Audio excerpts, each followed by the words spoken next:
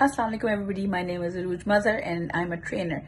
Today I am going to talk about things that you can do with your family at home while you're staying safe and practicing social distancing. We're going to cover lots of activities, but in today's video we're going to do three activities that I've done in my trainings, and they're fun. Any age group can do them. They don't require a lot of resources, and they have learning takeaways. And they're kind of competitive as well.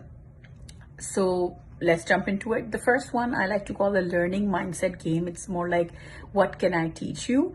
To play this game, you can pick a subject. So for example, we want to learn about life today, or leadership, or team spirit, or communication. You can pick a subject, and these are of course very training subjects, but you can pick one as per the need of your family. And then we sit around as a family and we say, we're going to learn this subject, but let's see who our teacher is. Ask everyone, all the family members, to gather a random object. So this object, you can actually gather an object. For example, somebody may bring a pencil, a lipstick, a mirror, a coaster, a pen, anything, right? It doesn't, and that's the beauty of this game. Or they can make up the object and write it on a sticky note and put it in the bag. Once they've put the objects in the bag or the sticky notes, folded them, everybody gets one. Ideally not their own, but somebody else's. Once you pick that up, you introduce that this object is the teacher for the subject that you have decided. So for example, you get a pencil and the subject is leadership. Now you have a timer going on for, say, 2 minutes, 3 minutes. Usually this is plenty time. You can go up to 5 minutes, you can play it as you like. And then you ask everybody to make a list in their notebook of all the lessons this object teaches them about the subject. This is a very interesting game. Initially, you may have resistance from family members, but you will notice that at least after the first round, their minds will start flowing and they will come up with lessons. For example, if we are using a pencil, then the pencil make mistakes, but you can erase them, or it can come in all sizes and shapes, or basically I've done this so many times. I've done this exercise in groups, in small groups, in mega exhibitions, and it has always worked in getting people active. A lot of variations you can do. You can pre-choose the subject. You can have one subject for everybody, so there's more competition like that, etc. The takeaway of this game for me is always that when the student is ready, the teacher appears, or the mind has to be open for everything. So whether it is a crisis, whether it's a curfew, whether it's a good thing or a bad thing that we perceive as it, all of it, our teachers, our lessons can be there can be many lessons for when we want to take it. And so it can be, if you want to go into a discussion, about what is current times are like. But if you want to just end on a fun note, then maybe a small prize for the winner, to encourage people to think creatively. This brings me to my second game, which is a creativity game.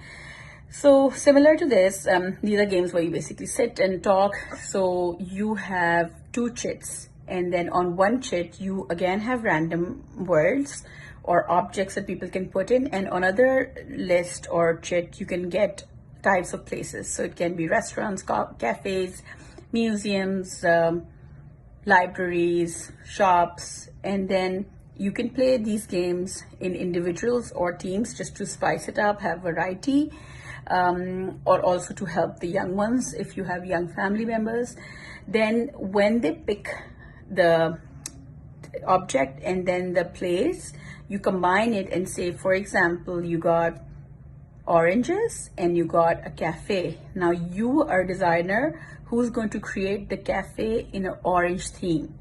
So what would your plan be? So let them get creative by how they're going to use the peel, or what color is it, or is it direct link, or is it direct link? And there are no wrong answers. It's only applauding creativity, because sometimes when we want to practice creativity, we think it's just brush strokes and paint and things to do with your hand. But creativity in a business scenario is about how unique you are, or how innovatively you can come up with solutions to problems. And so this game goes very well in getting us to think outside the box, and it's fun.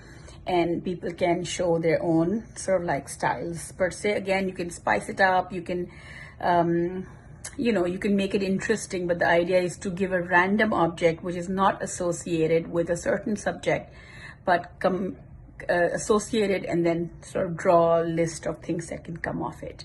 Now we're going to come to the last activity, which is the opportunity game. So we've all heard that what invention is the mother of necessity. Need, what is it? Need is a yes, something. The concept being that invention comes when there is need, and need comes when there are problems. So it's kind of like taking it a little bit back. I can't remember the exact phrase, but I know what it means.